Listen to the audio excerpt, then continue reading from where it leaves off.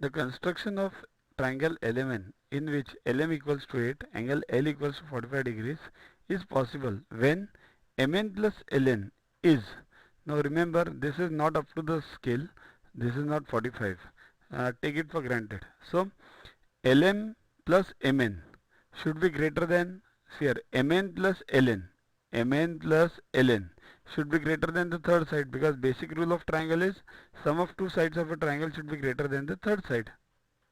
So Mn plus Ln should be greater than Lm, but what is Lm? Lm is 8, so this should be 9. Even 8 is not possible, because if it is equal to 8, then it won't be a triangle, it would be a straight line. So it should be 9 only.